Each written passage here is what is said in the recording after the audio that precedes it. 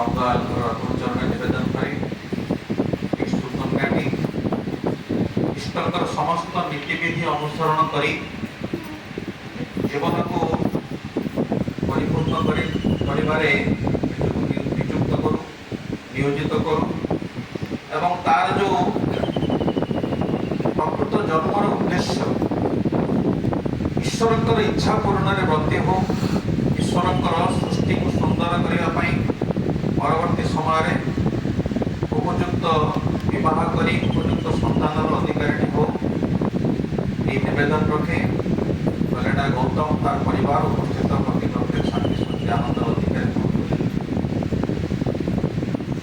ଆମେ ଜାଣିଛନ୍ତି 10ଟି ସଂସ୍କାର କଥା ଠାକୁର କହିଛନ୍ତି। ଏ ସଂସ୍କାର ଭିତର ଦେଇ ଆମେମାନେ ଶୁଦ୍ଧ ହଉ ଏବଂ ଉଦ୍ଦେଶ୍ୟମୁଖୀ ହଉ, ଉଦ୍ଦେଶ୍ୟ ପାଇଁ ନିଜକୁ ଯୋଗ୍ୟ କରି ତୋଳୁ। ଏ ସଂସ୍କାର ଗୁଡ଼ିକ ପୂର୍ବରୁ ଅନେକ ଗୁଡ଼ିଏ ଉପସଂସ୍କାର ମଧ୍ୟ ଅଛି, ଯାହାର ଆଜି ହେଉଛି ତାର ଏକ ଉଦାହରଣ।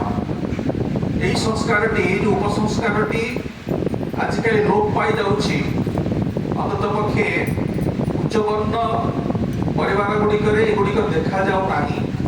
ଏ ଯେଉଁ ଆର୍ଯ୍ୟ ବିଧାନ, ଏହା ମୂଳରେ ରହିଛି ବିରାଟ ବିଜ୍ଞାନ।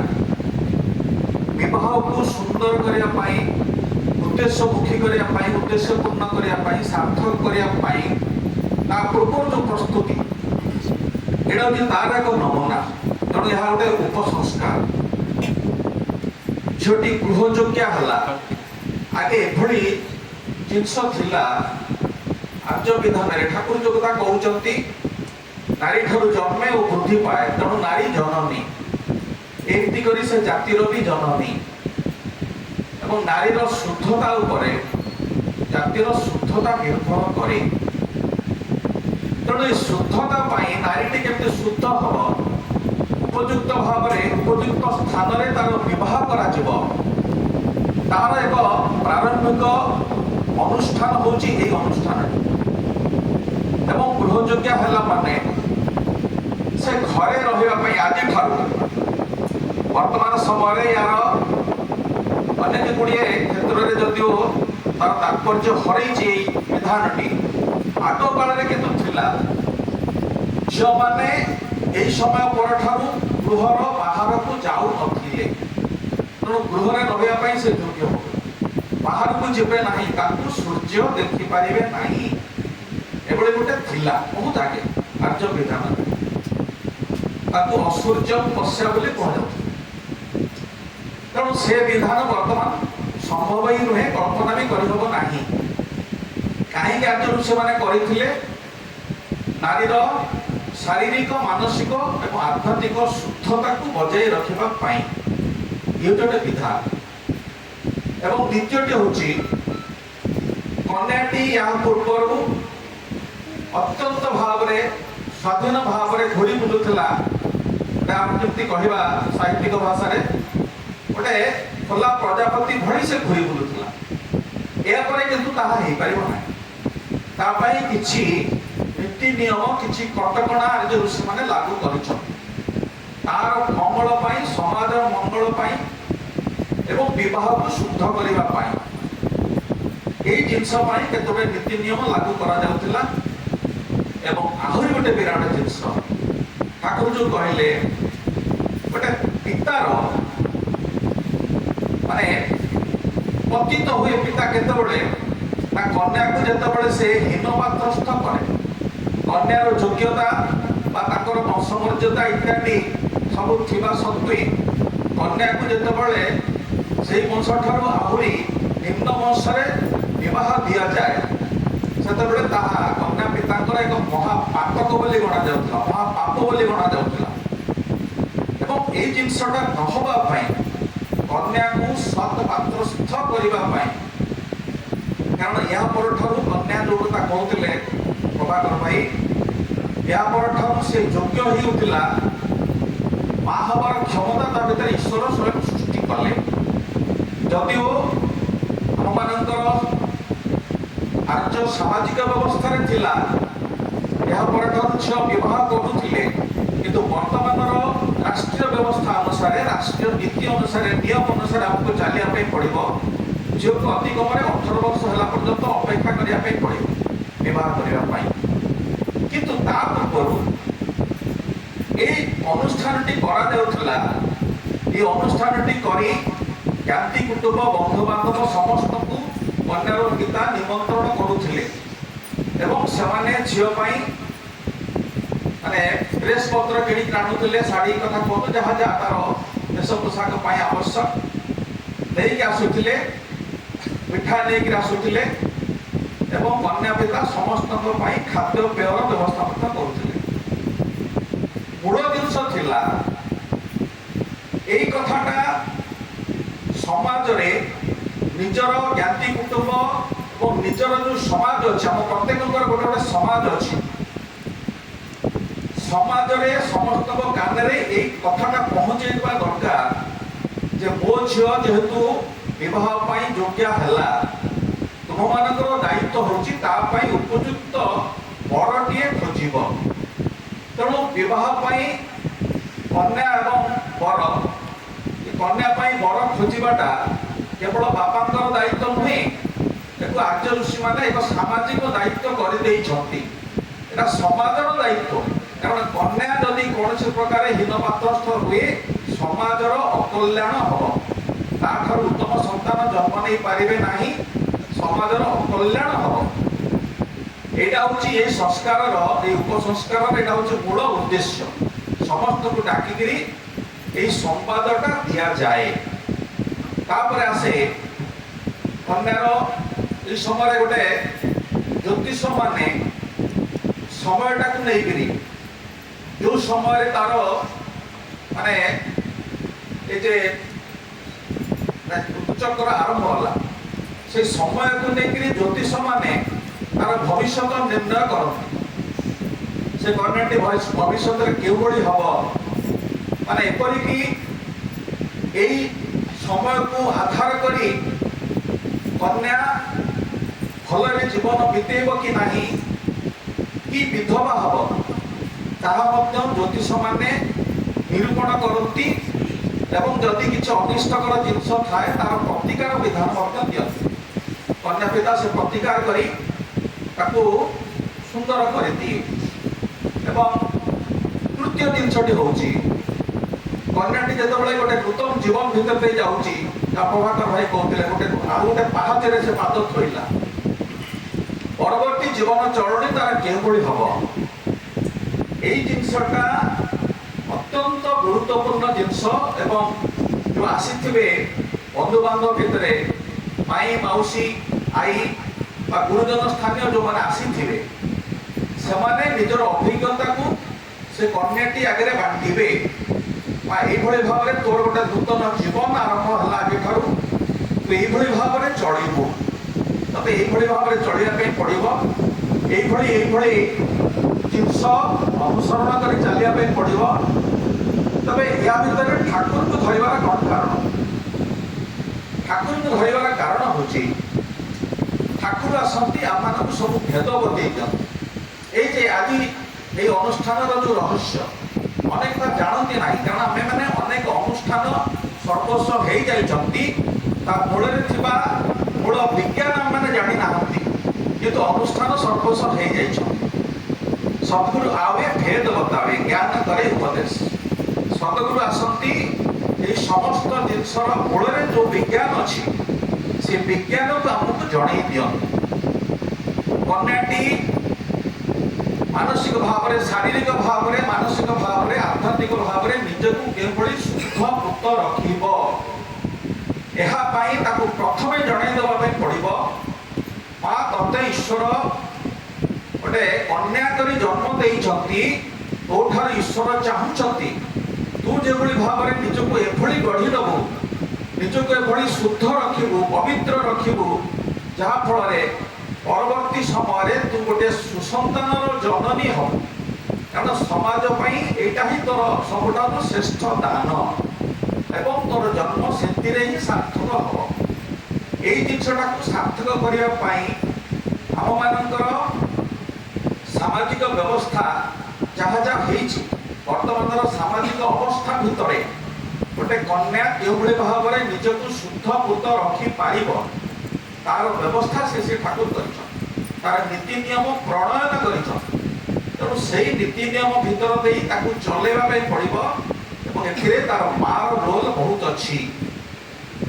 ପ୍ରତ୍ୟେକଟା ଜିନିଷ ଠାକୁର ସୁନ୍ଦର ଭାବରେ କହିଦେଇଛନ୍ତି। ତେଣୁ ମୂଳ ଜିନିଷ ହେଉଛି ମୁଁ ଶୁଦ୍ଧ ପୂତ ରହିବି, କାରଣ ମୋ ଠାରୁ ଈଶ୍ୱର ସୁସନ୍ତାନ ଆଶା କରିଛନ୍ତି, ମୁଁ ସୁମାତୃତ୍ୱରେ ପରିଣତ ହେବି। ଏ ମୂଳ ଜିନିଷଟା ଝିଅମାନଙ୍କ ମଥାରେ ଢୁକେଇ ଦେବା ପାଇଁ ପଡ଼ିବ। ସେଇଥିପାଇଁ ଶ୍ରୀ ଶ୍ରୀ ଆଚାର୍ଯ୍ୟ ଦେବ କହୁଛନ୍ତି 12-14 ବର୍ଷ ହେଇଗଲେ ଉଭୟ ପୁଅ ଏବଂ ଝିଅମାନଙ୍କୁ ସ୍ୱସ୍ତୟନୀ ବ୍ରତ ଦେଇଦେବା ଉଚିତ।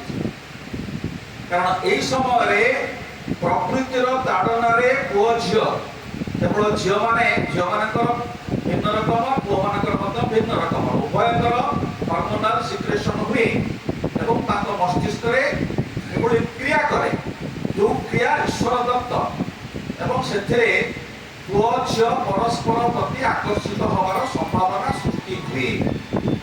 ତେଣୁ ସେଇ ଆକର୍ଷଣରୁ ଯେହେତୁ ଆମମାନେ ମଣିଷ, ଆମମାନେ ସଚେତନ ପ୍ରାଣୀ, ଆମମାନଙ୍କୁ ଏକ ନିର୍ଦ୍ଦିଷ୍ଟ ଜୀବନୀୟ ଧାରା ଋଷିମାନେ ଦେଇଛନ୍ତି, ପୁରୁଷୋତ୍ତମ ଦେଇଛନ୍ତି, ଆମକୁ ସେଇ ଧାରା ମାନିକି ଚାଲିବା ପାଇଁ ପଡ଼ିବ। ଯଦିଓ ଆମେମାନେ ସେଇ ହରମୋନର ଦ୍ୱାରା ପରିଚାଳିତ ହେଉଛନ୍ତି, ତାକୁ କେଉଁଭଳି ଭାବରେ ନିୟନ୍ତ୍ରିତ କରି ପୁଅ ଏବଂ ଝିଅ ଚାଲିବେ।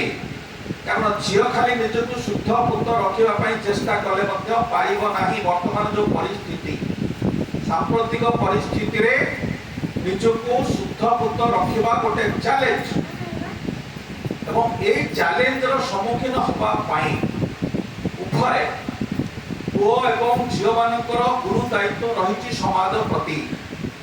ଝିଅମାନେ ଯେଉଁଭଳି ଭାବରେ ଶାରୀରିକ, ମାନସିକ, ଆଧ୍ୟାତ୍ମିକ ସ୍ତରରେ ଶୁଦ୍ଧ ପୂତ ରହିବେ ତାହା ଯେମିତି ସେମାନଙ୍କର କର୍ତ୍ତବ୍ୟ, ସେହିଭଳି ପୁଅମାନେ ମଧ୍ୟ ସବୁ ଝିଅମାନଙ୍କୁ ନିଜର ଭଉଣୀ ଜ୍ଞାନରେ, ନିଜର ଭଗ୍ନୀ ଜ୍ଞାନରେ ଚିନ୍ତା କରି ତାର ଶୁଦ୍ଧତା, ତାର ପବିତ୍ରତା ଯେଉଁଭଳି ଅକ୍ଷୁର୍ଣ୍ଣ ରହେ ସେଥିପାଇଁ ସେମାନେ ନିଜକୁ ପ୍ରସ୍ତୁତ କରିବେ। ଏବଂ ଯଦି ଆବଶ୍ୟକ ସ୍ଥଳେ କୋଉଠି ଏଭଳି ଅବସ୍ଥା ସୃଷ୍ଟି ହେଉଛି ଯେଉଁଠି କୌଣସି ଭଉଣୀ କ୍ଷତିଗ୍ରସ୍ତ ହେବାର ସମ୍ଭାବନା, ସେଠି ଅସତ ନିରୋଧୀ ପରାକ୍ରମ ନେଇ ତାକୁ ସମାଧାନ କରିବା ଉଚିତ। ଠାକୁର ସେଥିପାଇଁ କହିଲେ ଉଭୟ ପୁଅ ଝିଅ ନିଜ ନିଜ ଠାରୁ ସମାନସ୍ପଦ ଦୂରତ୍ୱ ବଜାୟ ରଖି ଚାଲିବେ। ଏଇଟା ହେଉଛି ମୂଳ କଥା। ତେଣୁ ଏଥିପାଇଁ ସଚେତନତା ଉଭୟଙ୍କର ଆବଶ୍ୟକ। ସେଇଥିପାଇଁ ଆବଶ୍ୟକ ଗୁରୁ। ଗୁରୁ ଧରି ଚାଲିଲେ ମଣିଷ ଭିତରେ ଏଇ ଚେତନାଟା ରହେ। ପ୍ରତ୍ୟେକଟି ଯୁବକ ଚିନ୍ତା କରିବେ ଏ ସମାଜକୁ ରକ୍ଷା କରିବା ପାଇଁ, ଏ ସମାଜକୁ ସୁନ୍ଦର କରିବା ପାଇଁ, ଈଶ୍ୱରଙ୍କର ସୁନ୍ଦର ସୃଷ୍ଟିକୁ ଆହୁରି ସୁନ୍ଦର କରିବା ପାଇଁ ମୁଁ ପ୍ରଥମେ ଗୋଟେ ପୁରୁଷ ଭାବରେ ମୁଁ ଯୋଗ୍ୟ ହୋଇ ଉଠିବି। ପୁରୁଷ ଯୋଗ୍ୟ ହେବାର ଗୋଟେ ମାପକାଠି ହେଉଛି ସେ କୌଣସି ସ୍ତ୍ରୀ ପଛରେ ଧାଇଁବ ନାହିଁ। ତାକୁ ପରିଷ୍କାର ଭାବରେ ଝିଅମାନଙ୍କ ଉଦ୍ଦେଶ୍ୟରେ କହି ଦେଉଛନ୍ତି, ତୁମେମାନେ ସବୁବେଳେ ସେଇ ପୁରୁଷମାନଙ୍କ ଠାରୁ ନିଜକୁ ଦୂରରେ ରଖ ଯେଉଁମାନେ ତୁମକୁ ଖୁସି କରିବା ପାଇଁ, ତୁମର ନିକଟବର୍ତ୍ତୀ ହେବା ପାଇଁ, ତୁମର ସମସ୍ତ ସାଧନ ଯୋଗାଇ ଦେବା ପାଇଁ ଯେଉଁମାନେ ବ୍ୟାକୁଳ ହୋଇ ତୁମ ପଛରେ ଧାଉଁଛନ୍ତି, ତୁମେ ସେମାନଙ୍କ ଠାରୁ ନିଜକୁ ଦୂରେଇ ରଖ। ଏଇଟା ନିଜକୁ ସୁରକ୍ଷିତ ରଖିବାର ଝିଅମାନଙ୍କ ପାଇଁ ଠାକୁରଙ୍କର ନିର୍ଦ୍ଦେଶ ଏବଂ ମା ମଧ୍ୟ ସେଥିରେ ସହାୟତା କରିବେ। ପୁଣି ଠାକୁର କହୁଛନ୍ତି ତୁମେମାନେ ସ୍ୱାମୀ ବୋଲି କାହାକୁ ଭାବ ନାହିଁ। ଯଦି ଉତ୍ତମ ସ୍ୱାମୀ ପାଇବା ପାଇଁ ଚାହ, ତୁମେମାନେ ସ୍ୱାମୀ ବୋଲି କାହାକୁ ଭାବ ନାହିଁ। କାରଣ ଥରେ ଯଦି ଗୋଟେ ଝିଅ କାହାକୁ ସ୍ୱାମୀ ଭାବରେ, କୌଣସି ପୁରୁଷକୁ ସ୍ୱାମୀ ଭାବରେ ଭାବି ନେଲା, ଅନ୍ତରରେ ସ୍ଥାନ ଦେଇଦେଲା, ସେହି ସମୟରେ ତାର ବିବାହ ସରିଗଲା ବୋଲି ଠାକୁର କହୁଛନ୍ତି। ଗୋଟେ ଚରମ ଜିନିଷ ଠାକୁର କହିଛନ୍ତି। ଯେଉଁ ସମୟରେ ଝିଅଟି ଗୋଟେ ପୁଅକୁ ଅନ୍ତରରେ ସ୍ଥାନ ଦେଇଦେଲା, ସେହି ସମୟରେ ତାର ବିବାହ ସରିଗଲା। ତାପରେ ଯେଉଁ ବିବାହ ହୁଏ ବେଦୀ ଉପରେ, ଠାକୁର କହୁଛନ୍ତି ଏଇଟା ଗୋଟେ ସାମାଜିକ ରୀତି, ସୋସିଆଲ ସାକ୍ରାମେଣ୍ଟ। ଆମମାନେ କାଲି ମା ମାନେ ସବୁ ସାବିତ୍ରୀ ବ୍ରତ ପାଳନ କଲେ। ନାରଦ କହୁଛନ୍ତି ସାବିତ୍ରୀ, ତୁମେ ଯାହାକୁ ସ୍ୱାମୀ ଭାବରେ ବରଣ କରିଛ, କାରଣ ତାଙ୍କର ସ୍ୱୟଂବରରେ ସାବିତ୍ରୀଙ୍କର ସ୍ୱୟଂବରରେ ଯେତେ ରାଜାମାନେ ଆସିଥିଲେ ସାବିତ୍ରୀ କାହାକୁ ପସନ୍ଦ କଲେ ନାହିଁ, କାରଣ ସେ ଥିଲେ ମହାସତୀ ସାଧ୍ୱୀ ପରମ ଜ୍ଞାନୀ ଥିଲେ ସେ। ତେଣୁ ତାଙ୍କର ସ୍ୱାମୀ ହେବା ପାଇଁ ଯୋଗ୍ୟ କୌଣସି ପୁରୁଷ ସେ ସେଠି ପାଇଲେ ନାହିଁ। ତେଣୁ ସ୍ୱୟଂବର କ୍ୟାନସଲ ହେଇଗଲା। ପରବର୍ତ୍ତୀ ସମୟରେ ସତ୍ୟବାନଙ୍କର ସହିତ ତାଙ୍କର ଭେଟ ହୁଏ ଏବଂ ସତ୍ୟବାନଙ୍କର ଦୃଢ଼ ବ୍ୟକ୍ତିତ୍ୱ, ତାଙ୍କର ସୌନ୍ଦର୍ଯ୍ୟ, ତାଙ୍କର ବ୍ୟକ୍ତିତ୍ୱ ଇତ୍ୟାଦିରେ ସେ ପ୍ରଭାବିତ ହେଲେ ଏବଂ ସେଇଠି ତାଙ୍କୁ ସ୍ୱାମୀ ବୋଲି ଅନ୍ତରରେ ଗ୍ରହଣ କରିନେଲେ। ତେଣୁ ତାଙ୍କର ଯେ ଗୁରୁ ନାରଦ ଯେତେବେଳେ ପରବର୍ତ୍ତୀ ସମୟରେ ଆସିଛନ୍ତି ତାଙ୍କ ଆଗରେ ସାବିତ୍ରୀ ପ୍ରକାଶ କରିଛନ୍ତି, ମୁଁ ସତ୍ୟବାନଙ୍କୁ ସ୍ୱାମୀ ଭାବରେ ଅନ୍ତରରେ ସ୍ଥାନ ଦେଇଦେଇଛି। ସେତେବେଳେ ନାରଦ ମନା କରିଛନ୍ତି, କାରଣ ସେ ବର୍ଷକର ମେହମାନ, ଆଉ ବର୍ଷେ ମାତ୍ର ସେ ବଞ୍ଚିବେ। ତଥାପି ସାବିତ୍ରୀ ନଛୋଡ଼ ବନ୍ଧା। ନାରଦ ବୁଝିଛନ୍ତି ତୁମେ ତୁମର ବୈଧବ୍ୟକୁ ଆମନ୍ତ୍ରଣ କରୁଛ। ତମ ସ୍ୱାମୀ ଯଦି ସତ୍ୟବାନ ହୁଅନ୍ତି ଗୋଟିଏ ବର୍ଷ ବଞ୍ଚିବେ। ସାବିତ୍ରୀ କହୁଛନ୍ତି ତା ସତ୍ତ୍ୱେ ମଧ୍ୟ ମୁଁ ତାଙ୍କୁ ଯେହେତୁ ସ୍ୱାମୀ ଭାବରେ ମନରେ ଭାବି ନେଇଛି, ମୁଁ ଯଦି ଆଉ କୌଣସି ଜାଗାରେ ବିବାହ କରେ ତାହେଲେ ପ୍ରଚାରୁଣୀ ହେବି। ମା ମାନେ ସାବିତ୍ରୀ ବ୍ରତ ବହି ପଢୁଛନ୍ତି, ଶୁଣିବେ ପଢିବେ, ଏହା ଲେଖା ହେଇଛି। ମୁଁ ଜଣକୁ ହୃଦୟରେ ସ୍ଥାନ ଦେଇ ସାରିଲା ପରେ ଆଉ ଜଣକୁ ବିବାହ କରିବି ତାହେଲେ ମୁଁ ପ୍ରଚାରୁଣୀ ହେବି। ଏଇଟା ସାବିତ୍ରୀ କହିଛନ୍ତି ଏବଂ ପରବର୍ତ୍ତୀ ସମୟରେ ତାଙ୍କର ସତୀତ୍ୱ ସ୍ୱାମୀଙ୍କର ଜୀବନ ଫେରେଇ ଆଣିଛି। ସେ ଯେହେତୁ ବହୁ ଜ୍ଞାନୀ, ବହୁ ଜିନିଷ ତାଙ୍କର ଜ୍ଞାନ ଥିଲା, ସେ ଜ୍ଞାନ ଦ୍ୱାରା, ତପସ୍ୟା ଦ୍ୱାରା, ନିଷ୍ଠା ଦ୍ୱାରା ସେ ସ୍ୱାମୀଙ୍କୁ ମୃତ୍ୟୁ ମୁଖରୁ ମଧ୍ୟ ରକ୍ଷା କରିପାରିଛନ୍ତି। ତେଣୁ କଥା ହଉଛି ଏଇଟା ଖାଲି ଗୋଟେ ବ୍ରତ ପାଳନ କରିବା ପାଇଁ ନୁହେଁ, ଏଇଟା ହଉଛି ଚେତନାରେ ଏକୁ ଜାଗ୍ରତ କରିବା ଦରକାର। ପ୍ରତ୍ୟେକଟି ଝିଅ ମୁଣ୍ଡରେ ଏ ଜିନିଷଟା ଭର୍ତ୍ତି କରିବା ଦରକାର। କାହାକୁ ହେଲେ ସ୍ୱାମୀ ବୋଲି ତୁ କେବେ ଭାବିବୁ ନାହିଁ। ଏବଂ ସେଇ ଜାଗାରେ ପୁଅମାନଙ୍କର ଦାୟିତ୍ୱ, ସେମାନେ ଯେଉଁଭଳି ଭାବରେ ଝିଅମାନଙ୍କ ଠାରୁ ନିଜକୁ ଦୂରେଇ ରଖନ୍ତି। କାରଣ ପୁଅମାନେ ଯଦି ନିଜକୁ ସ୍ୱାମୀ ଭାବରେ ବା ପୁରୁଷ ଭାବରେ ଗୋଟେ କନ୍ୟା ପାଖରେ ନତ କରନ୍ତି, ସେ ତାଙ୍କର ପୁରୁଷତ୍ୱ ହରାନ୍ତି। ପୁରୁଷ ପାଇଁ ସେମାନେ ଅଯୋଗ୍ୟ। To kneel down before a lady, ଇଂଲିଶରେ ଅଛି କଥା। ଗୋଟେ ସ୍ତ୍ରୀ ପାଖରେ kneel down ହେଇକିରି ଯେତେବେଳେ କୌଣସି ପୁରୁଷ ପ୍ରେମ ଭିକ୍ଷା କରେ, ସେ ସ୍ୱାମୀ ହବା ପାଇଁ ଅଯୋଗ୍ୟ। ତେଣୁ ପୁଅମାନଙ୍କର ଲକ୍ଷ୍ୟ ରହିବ ସବୁ ଦିଗରୁ ଇଷ୍ଟଙ୍କୁ ବହନ କରି କେଉଁଭଳି ଭାବରେ ତାଙ୍କ ଭିତରେ ପୁରୁଷ ପଣିଆ ଜାଗ୍ରତ ହବ। ସେମାନେ ଯୋଗ୍ୟ ହୋଇ ଉଠିବେ, ଇଷ୍ଟବାହୀ ହୋଇ ଉଠିବେ, ରୋଜଗାରକ୍ଷମ ହେବେ। ଅର୍ଜନ ପଟୁ ଶାସ୍ତ୍ରୟୀ କାର୍ଯ୍ୟ ସୁନ୍ଦର ସମାପନ। ଏହାକୁ ଦେଖି ଜାଣିବ ତାର ଦକ୍ଷତା କେଶ। ନିଜର ଦକ୍ଷତା, ଗୋଟେ ପୁରୁଷ ଦକ୍ଷ ହୋଇ ଉଠିବ, ସେ ଅର୍ଜନ ପଟୁ ହବା ଦରକାର, ଶାସ୍ତ୍ରୟୀ ହବା ଦରକାର, ତା ପୂର୍ବରୁ ଇଷ୍ଟବାହୀ ହବା ଦରକାର। ସେଇଥିପାଇଁ ଜୀବନରେ ଗୁରୁ ଦରକାର। ଗୁରୁ ଆମମାନଙ୍କୁ ଚେତନ କରେଇ ଦିଅନ୍ତି। ବର୍ତ୍ତମାନ ଏଭଳି ଗୋଟେ ସମୟରେ ଆମେ ଗତି କରୁଛନ୍ତି, ଡାକ୍ତରମାନେ ମଧ୍ୟ ଗୋଟେ ପ୍ରତିଲୋମ ବିବାହ ହବା ପାଇଁ ଯାଉଛି ଏ ଅଞ୍ଚଳରେ। ତାକୁ ଆମେ ପ୍ରତିହତ କରିବା ପାଇଁ ବହୁତ ଚେଷ୍ଟା କରୁଛୁ। ତାର ବାପା ମଧ୍ୟ ସେ ଡାକ୍ତର ପାଖକୁ ଯାଇଥିଲେ, ଯୋଉ ଡାକ୍ତର ପାଖରେ, ଯୋଉ ଡାକ୍ତରଖାନାରେ ଝିଅଟି ନର୍ସିଂ କରୁଛି। ଡାକ୍ତର କହିଲେ କଣ ଅସୁବିଧା ହେଇଗଲା? ଝିଅଟା ତ ନିଚ ଜାତିର ନୁହେଁ, ତମଠାରୁ ନିଚ ଜାତିର ନୁହେଁ, ଝିଅଟା ଉଚ୍ଚ ଜାତିର ଏବଂ ପୁଅ ଠାରୁ ଗୋଟେ ବର୍ଷ ବଡ଼। ପୁଅ ତାକୁ ପାଳିବ ବୋଲି ପାଗଳ ହେଇଛି। ମୁଁ କହିଲି ତା ମାଆକୁ, ମୁଁ କହିଲି ପୁଅକୁ କହିବୁ, ସେ ଭାରି ବ୍ୟସ୍ତ, କାନ୍ଦିକିରି ବର୍ତ୍ତମାନ ଅତି ଚରମ ଅବସ୍ଥା ମାଆକୁ। ମୁଁ ତାକୁ କହିଲି ପୁଅକୁ କହିବୁ ତୋ ଗୋଡ଼ରେ କେତେ ନମ୍ବର ଚପଲ ଲାଗୁଛି? ଯଦି କହିବ 8 ନମ୍ବର, ତାକୁ ଗୋଟେ 10 ନମ୍ବରରେ ଚପଲ କିଣିକି ଦେବେ, ସେ ପିନ୍ଧିବ, କେମିତି ଲାଗିବ କହିବ। ଝିଅକୁ କହିବ ତୋର ମା କେତେ ନମ୍ବର ଚପଲ? ସେ କହିବ ମୋର 7 ନମ୍ବର ଚପଲ। ତାକୁ ଗୋଟେ 6 ନମ୍ବରରେ ଚପଲ ଦେଇଦେବ, ପିନ୍ଧିକି ଚାଲେ, କେମିତି ଲାଗୁଛି? କେବେ ଭଲ ଲାଗିବ ନାହିଁ। ଯଦି ଭଲ ଲାଗିବ ନାହିଁ, ଚପଲଟି ମୋର जो मापकाठीर ताठार बड़ चपलटा मु पिंधिदेली मु चली पारु ना मत एत कष्ट हो चलवाई एत अस्वस्ति बोध हो मोठार बयस बड़ जो झील कौन असुविधा जीवनटा ये तो चरम विज्ञान कथा समय ना प्रजनन विज्ञान एभली गोटे जिनस जोटा ठाकुर ही आम मान पाखे स्वतंत्र भाव में परिवेषण कर पूर्व कौन पुरुषोत्तम डाक्तर कथा कहली डाक्तर कौन बड़ हेल्ले कौन उच्च जातिर सी अच्छा तुम कौन असुविधा है उच्च जातिर नुह डाक्तर कौन बाहर हेल्ले कौन कहले बह कौन हुए ये बह जो मैंने आसती जो सन्तान मैंने आसती से कौन होती विश्वासघातक अकृतज्ञ ताकि तुम समस्त दायित्व सामाजिक दायित्व जो प्रतिलोम हो सबु प्रकार प्रतिहत कर प्रतिलोम जो संतान आजिकल समाज में एत मात्रा बढ़ी जाती जो आम मैंने बर्तमान अधोपतन चरम आड़ को जाऊँ मनुष्य जाति पशु ठार हीन हो जाए मनुष्य जाति पशु ठार श्रेष्ठ जाति श्रेष्ठ प्राणी किंतु पशु ठार आज मनुष्य हीन हो जाए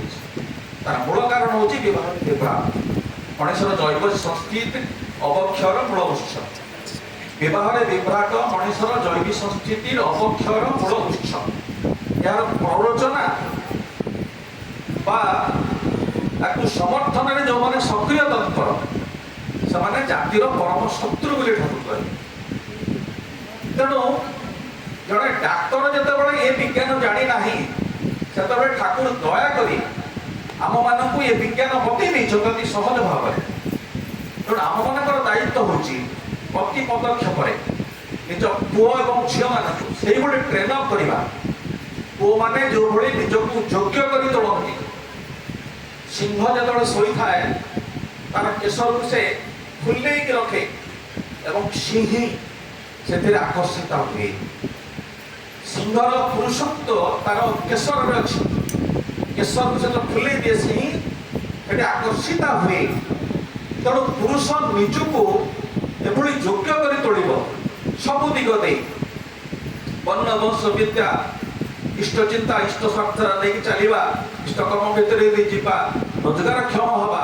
सबु दिग दे पुओ माने निजको योग्य कर तोड़े एवं झील माने गृहकर्म निपुण हो उठे माँ को विभिन्न दिगरे साहाय्य करी पाठ पढ़ा सहित जेहेतु वर्तमान समय कथा कहूँ पाठ पढ़ा सहित माँ को विभिन्न दिग दे गृहकर्म साहाय्य करी निजे योग्य हो उठे एवं सब मन रखिए प्रजनन उपर ध्यान देवे एवं कौन समय जो भाई निज पात्रस्थ न होती नीच पुओ को स्वामी भाव में विवेचना न करती कारण जहाँ देखा जाए मनस्तत्वविद मैंने कहती गोटे झीर बयस कहीं पुओ बयस ठार 7-8 वर्ष कम हेले भल कहीं तार कारण हूँ झील मैंने बहुत इंटेलिजेंट कोशेंट जोटा कहते आईक्यू बोध शक्ति चिंता शक्ति 5 वर्ष मिनिमम बड़ होता पुओ सहित सामान कहीं पुओ झील बयस तफात रहा दरकार कारण गोटे झीर जो आईक्यू जो कहले 5 वर्ष बड़ जो पुओ होंगे तार विचार बुद्धि सामान जब वर्षे सान जो पुओ हुए से कौन हम से स्त्री गोलाम हम तार कौन कथा स्त्री मानव ना से बह बयसर तफातकता कहुई आहरी विज्ञान अच्छी आलोचना करा संभव नहीं एति खाली कहूँ झीटी तार खाद्यपेय नियंत्रण कर इष्ट तो मन लाखी हाँपाई विशेष भाव में स्वस्थली व्रत निहाती आवश्यक ताप जदि नहला आमिष खायापी इच्छा हुए केवल माछ टिके खाइले भल किसी दिन तफात खाइले भल एवं शरीर को सुस्थ सबल रखिब सुंदर भाव में द्वितीय मानसिक स्तर में नाम ध्यान परायण हो इष्ट चिंतन नहीं से चलो एवं परिवेश परिस्थिति जो भाई तारी भितर निजक केमती सुरक्षित रखिपर से चेष्टा झीटी कर बाबा माँ दायित्व हूँ ए भाई सागर से भाई सागर गाँव से भाई सागर छाड़ीदे पठेदे ଏଗୁଡ଼ାକ କରିବେନି। ଏଗୁଡ଼ାକ କରିକିରି ଯେତେ ରକମର ଅସୁବିଧା ହେଉଛି। ଦାୟିତ୍ୱର ସହିତ ଝିଅର ଦାୟିତ୍ୱ ନେବା ଏତେ ସହଜ ନୁହେଁ। ସେଥିପାଇଁ ସମସ୍ତଙ୍କ ଭାଗ୍ୟରେ ଝିଅ ନଥାଏ, ମୋ ଭାଗ୍ୟରେ ନାହିଁ। ଝିଅକୁ ପାଳନ କରିବା, ଲାଳନ କରିବା ଏଡ଼େ ଗୁରୁ ଦାୟିତ୍ୱ, ତାହା ସେଇଭଳି ସୌଭାଗ୍ୟଶାଳୀ ବାବା ମାଙ୍କ ପାଖରେ ଜୁଟେ। କାରଣ ଝିଅକୁ ଲାଳନ ପାଳନ କରି ଉପଯୁକ୍ତ ସ୍ତ୍ରୀ ରୂପାନ୍ତରିତ କରିବା ଏଇଟା ସହଜ କଥା ନୁହେଁ।